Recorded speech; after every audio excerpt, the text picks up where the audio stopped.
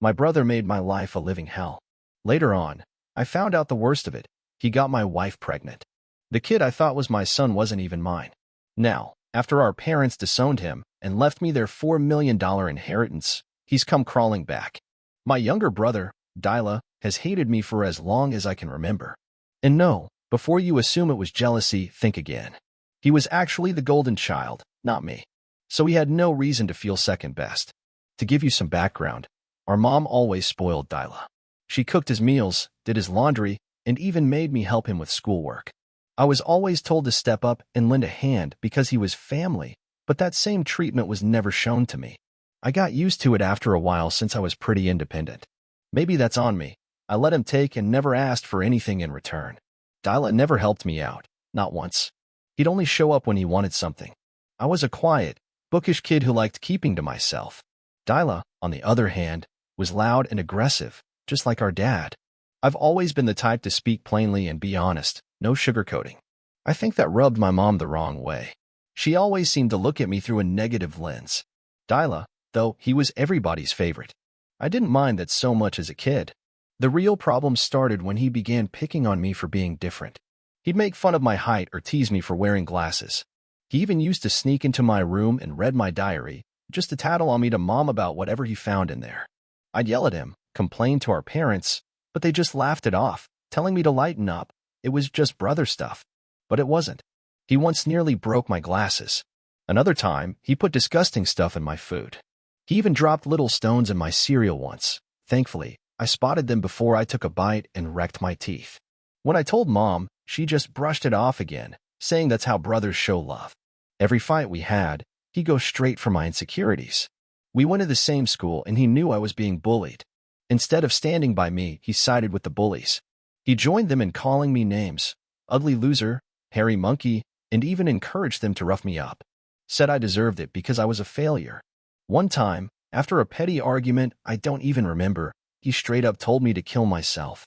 Most of his insults I could ignore, but that one cut deep. I was already struggling with my mental health back then. Hearing my own brothers say that, it broke something inside me. Dad was usually at work, and Mom hardly seemed to care. In fact, she scolded me once, blaming me for bothering Dyla and setting him off. Things kept spiraling. In high school, Dyla tried to burn my hair, and shockingly, Mom defended him, saying he was just playing. I mean, who the hell plays like that? Thankfully, Dad finally stepped in. He saw what was going on and told Dyla there were serious issues that needed dealing with. He even threatened to call the cops on him. That was the first time Dyla got a real wake-up call. He looked stunned, like he couldn't believe someone was actually holding him accountable. Dad told him straight, enough was enough. He needed to learn some respect for his older brother. Afterward, Dad came to my room and talked to me. Honestly, I didn't expect him to take my side. He always used to tell Dyla how alike they were, and he wasn't wrong. He told me he'd been holding out hope that Dyla was just going through a phase and would grow out of it. But now, he was starting to see Dyla for what he was, a bully. Hearing Dad say that almost brought me to tears. I opened up to him about everything, Dyla's abuse, the bullying at school, all of it. Dad was shocked. The next day, he met with the school principal and made sure the bullies were warned. That evening, he signed me up for MMA classes at the local gym. He said it was time I learned how to stand up for myself. I'll be honest, me trying to fight probably looked ridiculous at first. I was a skinny, nerdy kid. But like anything else in my life, when I want to learn something, I dive in head first. I adjusted my study schedule to fit in daily workouts and MMA practice. I won't lie, it changed my body and my confidence. Then one day, Dyla crossed the line again. He'd stolen my allowance. We got pocket money from doing chores, and I'd been saving mine for weeks. Dyla snuck into my room and took it. I caught him just as he was about to ride off with his friends. I stood in front of him and told him flat out to give it back. He knew damn well stealing was wrong. He just laughed and said all I could do was go cry to Dad again. I don't know what came over me, but I punched him square in the face. He hit the ground in total shock. I grabbed him, took my money out of his pocket, and shoved him back down. He started bawling like a toddler. It was honestly kind of funny, a teenage guy wailing like that. But, of course, Mom came running the second she heard her precious boy crying. When she found out I hit him, she was shocked. Then she started yelling at me, saying I should be setting a better example as the older brother. Dyla stood there smirking, soaking it all up. She even told Dad that I had beaten up Dyla and needed to be handled. Dad called both of us in and asked what happened. I told him the truth. Dyla stole my hard-earned money. Dyla tried to justify it by saying he needed cash for a date, and as his brother, I should have helped him out.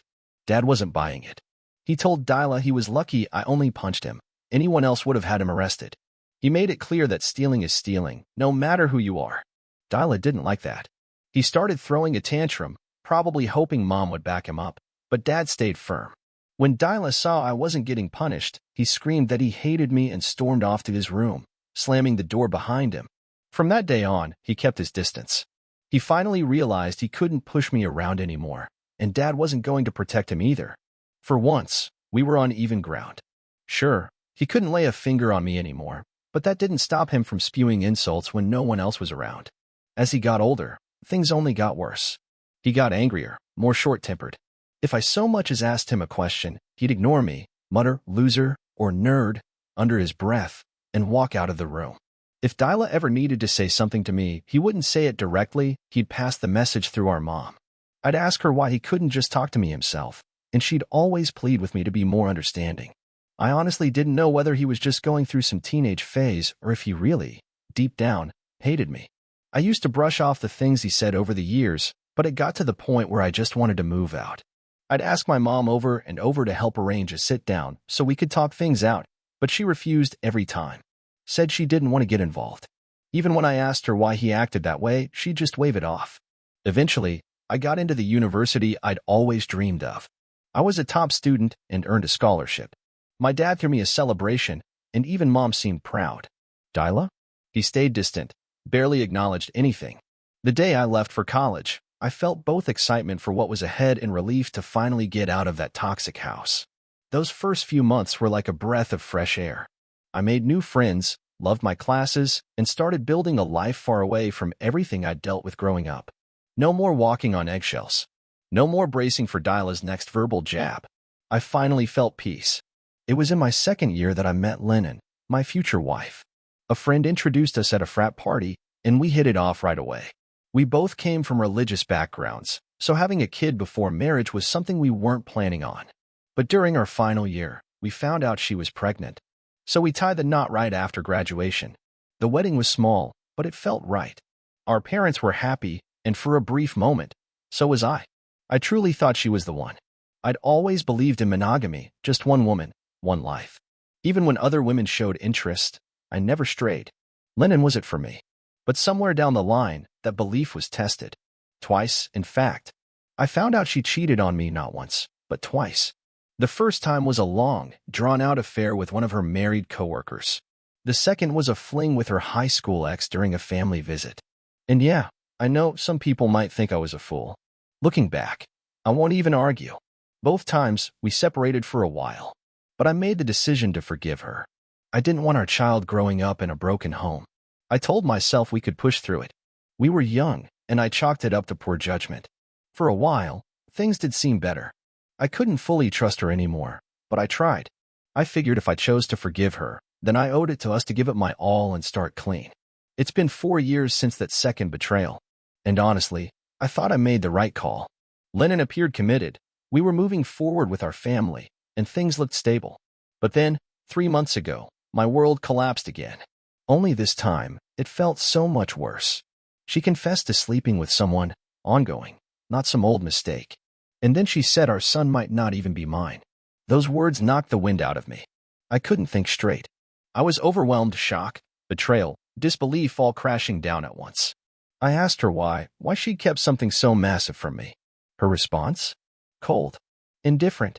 Like she wasn't even there emotionally. Her answers were vague, barely scratching the surface. It was like I was living in a nightmare. I kept pushing for the truth. I had to know, who was the father? I'd raised that boy like he was my own. I deserved to know the truth. And then she said it. It was Dyla. I froze. My eyes widened and I asked what the hell she meant. That's when she told me everything. How it all started during that Thanksgiving break back in college, when I brought Lennon home to meet my family. She stayed with us through New Year's. I remember Dyla acting surprisingly polite to her, warm even. That had caught me off guard, considering how cold he was to me. But I'd been glad. I didn't want her to feel uncomfortable. Lennon, wanting to be accepted, spent a lot of time with my mom. Eventually, she noticed how distant Dyla and I were, and she asked me about it. So I opened up, told her about our rocky past, and admitted that we might never truly get along. She listened and then, for some reason, started including Dyla more whenever we went out. If we planned to catch a movie, she'd invite him, and of course, we'd end up watching whatever he wanted. We exchanged a few awkward words here and there, which, honestly, was an improvement. I remember Lennon and Dyla playing video games sometimes, but I never thought twice about it. She told me how one day, Dyla confided in her. He was heartbroken over a recent breakup and opened up in a vulnerable moment. That's when their friendship really began. Apparently, when I wasn't around, Dyla started flirting. Harmless at first, she said. Then it crossed the line. One thing led to another, she told me, and I couldn't stop it. Just hearing that made me nauseous. I actually had to close my eyes to stop myself from throwing up. She told me she felt guilty and left the house immediately after that. Funny thing is, I remember her telling me, out of the blue, that she wanted to head home early. It was supposed to be our first New Year's together, and she just bailed. I tried to get her to stay, but she insisted on leaving. When we got back to college after the holidays, she was cheerful like nothing had happened. So I never suspected a thing. 2 weeks later, we found out she was pregnant. Now she tells me she didn't know who the father was, me or Dyla, but since I was already stepping up, she just went with it. Said I was the dependable one, so she chose to stay with me. That's why she married me. I felt like my entire world shattered right there. The little boy I'd loved, raised, and sacrificed for might not even be mine. I asked her if she was still seeing Dyla, and she nodded. She told me they'd stayed in touch all along. Their connection was undeniable, she said. They would sneak off to hotels whenever she told me she was working late. Turns out, half her business trips were just weekend getaways with my brother. I asked Lennon why she even bothered staying married to me if what she really wanted was my brother. She told me she didn't want to be the one to break up the marriage, and that she stuck around because she'd seen how good of a father I was to our son. In her words, it all started as a mistake, and somewhere along the way, she just didn't know how to stop. I told her I was glad she finally told me the truth, and that I'd be packing up and leaving. That's when the tears started. She begged for forgiveness, saying she expected me to lose it, to scream and shout, not just stay calm and start packing my things. But I stayed quiet, opened the closet, and started tossing clothes into my suitcase. She kept pushing, saying that if I really loved her, I'd at least fight for her, that every marriage has its rough spots. When she saw I wasn't budging, she switched tactics. Said our son would be the one to suffer if we split up. Said kids shouldn't grow up in a broken home. I reminded her that we didn't even know if the boy was mine. That hit her hard. She started crying harder, calling me cruel, asking how I could just walk away after everything I'd done for that kid since day one. It was like she couldn't believe I'd actually leave. And honestly, I blamed myself a little. I'd let a lot slide in the past. I still had love for her, but I think most of it came from the idea that we had a family, that we'd built something since our college days. She kept insisting we could fix things, that it wasn't too late, but I just didn't believe her anymore. I was tired. I had nothing left in me to give her. The trust was gone, and no matter what she said, I couldn't erase the image of her and Dyla together. I've always believed in second chances. I know people mess up, we all do, but some lines, once crossed, you just can't come back from. I left her standing there, crying at the door, and checked into a hotel. The next morning, I went to see my parents. I laid everything out, the whole ugly truth. Told them how Lennon and Dyla had been sneaking around behind my back for years. The look on their faces said it all. Total shock. Of course, Mom, being Mom, tried to defend Dyla at first. She said it couldn't be true. Said her boy would never do that to his own brother. I told them both to stay quiet while I made a call. I needed Dyla to think he was just talking to me so he wouldn't put on a front. I wanted them to hear everything for themselves. When Dyla answered, I didn't waste time. I hit him with the truth. I knew about the affair. At first, he denied it. Acted like I was making it all up. But when I told him Lennon had admitted everything, he switched gears and started blaming her. Said she was the one with no morals. Said it wasn't his fault that women were drawn to him, that he was the better-looking brother. I told him flat out that I was going to tell everyone. He laughed and said no one would believe me anyway because he was still the golden child. I laughed back. Then I told him thank you for confirming everything. Because, without knowing it, he just confessed in front of our parents. That shut him up real fast. He stammered and fumbled through excuses, trying to save face. But the damage was done. My mom, still stunned, demanded an explanation. Dyla tried to spin it, blaming Lennon, blaming me, blaming the world, but none of it held up. And in that moment, I felt something I hadn't felt in years: validation. After all the crap Dyla had put me through, the truth was finally out. The tables had turned. He was the one exposed now. Then my dad stepped in, calm as ever, but you could hear the weight in his voice. He asked for the phone and lit into Dyla. Said what he'd done wasn't just a betrayal of me, it was a betrayal of the whole family. Told him how disgusting it was that he slept with his own brother's wife, even after we were married. He reminded Dyla that he'd raised both of us to value loyalty, respect, and decency, and that what he did spat in the face of all that. My dad said he and Mom shared the blame for enabling Dyla for so long, but that it stopped right then and there. He told Dyla he was cutting him off. No more college fund, no more financial support, no more safety net. Told him if he thought being with married women made him a man, he'd find out real quick what it's like to stand on his own without daddy's money. Through it all, I kept calm. I wanted to explode, but seeing my dad finally hold Dyla accountable was better than yelling ever could have been. Dyla kept trying to talk his way out of it, but Dad hung up. Just shut it down. Mom came over and hugged me. It had been years since she'd done that. No words, just this quiet understanding between us in the middle of all the chaos. Then she apologized for not believing me, for everything. I stood there, thinking how my 16-year-old self would have never imagined this moment. Being believed. Being hugged by my mom. It was surreal. After that, Dad helped me get a good lawyer. Lennon and her attorney tried to play dirty, asked for alimony since I made more money, but her affair worked against her. We did a paternity test, too. And yeah, Dyla was the father. That news crushed me in a way I can't even describe. It hit harder than the confession itself. I poured my heart into that boy, and now I knew he wasn't mine. I was furious. But even in all that anger, I tried to keep going. I guess God gives us strength in strange ways. Lennon begged me not to walk away from my son. Said it wasn't his fault, and I shouldn't punish him. But every time I looked at him, all I could see was Dyla. I couldn't do it. I just couldn't. After the divorce was finalized, I moved into a bachelor pad. It felt weird at first. I'd been married so young. I'd never really lived on my own. But being independent always came naturally to me. I adapted fast, and honestly, I started to enjoy it. A couple of weeks ago, my dad called. Said he'd been thinking about rewriting his will. He didn't want Dyla to get a dime. And let me tell you something about my old man. When he makes up his mind, there's no changing it. Once my dad made up his mind to cut Dyla off, he stuck to it. Dyla tried reaching out, called our parents, even showed up at their door begging to be let in. But they didn't let him inside. Even Mom, who used to cave to his tantrums, seemed like she'd finally had enough. I imagine it hurt her more than she let on, but she didn't budge. Through all of this, not once did Dyla text or call me to apologize. Not a word. So it was pretty clear he didn't regret what he did. He was just upset that our parents shut him out. Dad told me he'd be leaving everything to me. And I mean everything. To make sure Dyla couldn't contest anything later, Dad said he was putting in the will that Dyla would get exactly $1. I was stunned. Dad worked his entire life, retirement fund, life insurance, property, it all added up to nearly $4 million. The only condition was that if Dad passed before Mom, she'd still live in the house even though it'd legally be in my name. That was fine by me.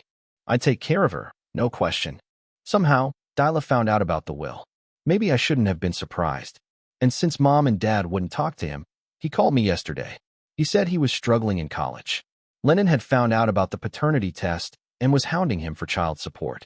He had no money, was looking for part-time work, but couldn't land anything. Then he begged me to help. Wanted me to talk to the family, to give him another shot. I laughed. I told him I was completely done with him. He should have thought about the consequences before he slept with my wife and got her pregnant. He argued that I was being unfair, that Lennon was just as guilty. I agreed, and reminded him that I'd already divorced her. She was his problem now, not mine. So whatever drama he had going on with her, or the kid, not my concern. He started raising his voice, but I cut him off.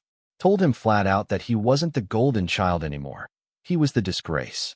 The guy who slept with his own brother's wife. That's when he broke down and started crying. Said everyone had turned on him, even our grandparents and extended family. Which, to be honest, was true. But that wasn't my problem anymore. I told him we were done, that I didn't consider him my brother anymore, and that he should never call me again. Since that call, I've replayed our conversation in my head a lot. As much as I hate what he did, I'd never heard him cry like that. Not since we were kids. And yeah, a part of me felt something. Sadness, maybe. Pity. I don't know. So I guess that's why I'm here. Asking myself if I should talk to my parents about him, or if I'd be a jerk for leaving it all behind. Update 1. A lot of folks have been asking why I cut ties with my son, Jack. Some even call me cruel. All I can say is, I don't feel comfortable raising another man's child. This isn't some typical stepdad situation. I was led to believe he was mine. I bonded with him, loved him like a father would, only to find out later that he wasn't. Yes, I've cried about it. For days. But I made my choice. I want Lennon out of my life. Entirely. And staying connected to Jack would mean giving her away back in. I can't allow that. I need peace. Call me selfish or heartless. I don't care. I can't see him again. Not for a long time. Maybe not ever. Update 2. And yes, many of you guessed right. It was my mom who told Dyla about Dad changing the will. I confronted her in front of Dad. She broke down crying, said Dyla had suffered enough and that he'd learned his lesson. Dad wasn't having it. He told her, plain and simple, that if she truly believed what Dyla did was forgivable, then he couldn't stay married to her. Said he'd never forgive Dyla, and if she went behind his back again, she'd have to pack her things and leave. My dad's a stubborn man, and he meant every word. Hopefully, my mom understands now. Update 3. It's been about 6 months since my last update. My relationship with my parents has gotten better. Every weekend, Dad and I go golfing. These days, he talks to me more like a buddy than a parent. Mom, well, she still misses Dyla. I can see it. But she hasn't reached out to him, not that I know of. Last I heard, Dyla had dropped out of college. My cousin said he was asking everyone he knew for money and finally had to quit school because he couldn't afford the fees. He and Lennon are living together now. Supposedly, he's working part-time as a mechanic. I guess they're raising Jack together. That's fine. Let them. I never bring up Dyla in conversations with my parents, and neither do they. For everyone wondering, I'm doing okay. 3 months ago, I got promoted at work, and my income's gone up quite a bit. I haven't started dating again yet. I think I need more time to heal. I've started therapy. Just a few sessions so far, but maybe it'll help. We'll see how things go. Thanks for sticking around and listening to my story. And if you haven't already, be sure to subscribe and click the bell so you don't miss more true life stories just like this one.